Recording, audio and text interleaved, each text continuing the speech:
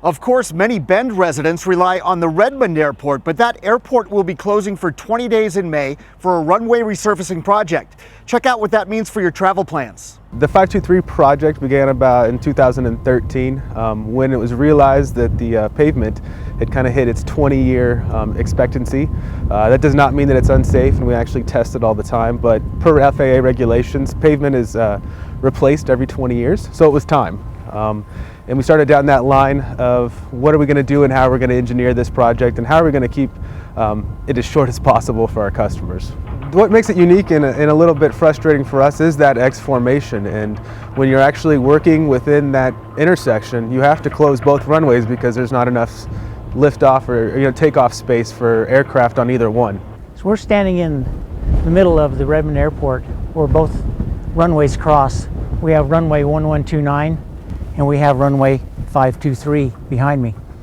This is the 20-day closure that will occur May 2nd out to May 22nd. During this period of time, crews will work day and night, 24 hours a day, and they'll bring in approximately enough asphalt into just the runway section to pave from Bend to Redmond.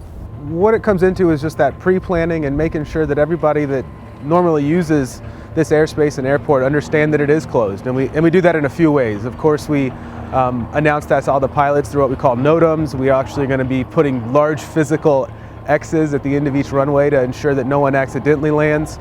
We're going to do roughly the second 2/3 of a 7,000-foot long runway, and this will require 95,000 dump truck loads of asphalt and embankment material.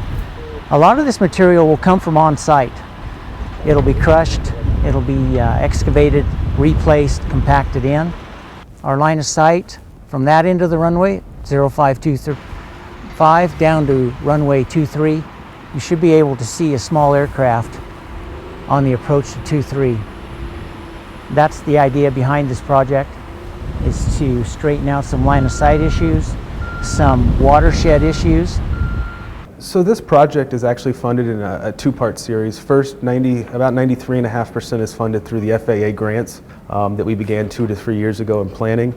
We also were lucky enough to receive a Connect Oregon grant through the state of Oregon that will cover anything else that the FAA does not cover. And basically what this means is this whole $20 million project isn't costing the taxpayers and the airport nothing. We're going to enhance the winter operations out here where the rain, the snow, ice will get off the runway a little faster. The runway will be much smoother, and it'll cure any line of sight issues. Redmond Airport is utilizing this closure to make sure that we can do a lot of things. One is we're running a multi-agency live fire drill. We're also going to be putting in a kid zone. We're upgrading our kitchen in our restaurants, deep cleaning, and a lot of maintenance that'll allow us to happen during this closure.